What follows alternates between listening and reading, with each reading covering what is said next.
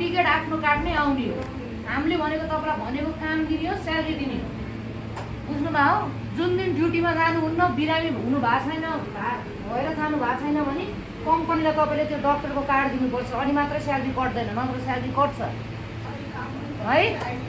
काम भनेको क्लिनरको काम हो, जानी पर्छ। 10-15 दिन बस्नुपर्छ। अनि सुन्नु, अर्को कुरा, अकामा जुन बन्छ नि, 10-12 दिन नबनेसम्म 20 दिन 25 दिन 1 महिना बस्नु पर्यो नि, बस्नुपर्छ है। काम पाएन, जाने बित्तिकै काम पाएन, स्यालेरी पाएन, त्यस्तो भन्न नि पाउनुहुन्न। अनि अर्को एउटा कुरा, मेडिकल भन्ने चिज आफ्नो जिम्मेवारी हुन्छ। हामीलाई भन्न पाउनुहुन्न, किन अब आज फिट छ भने भोलि अनफिट पनि त हुनसक्छ नि।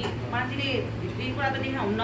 अब जस्तै त्यहाँनिर गएर इनकेस अब मेडिकल अनफिट भएर फर्किनु पऱ्यो भने हामीलाई कुनै पनि हक दाबी उजुर बाजुर केही गर्न पाउनुहुन्न।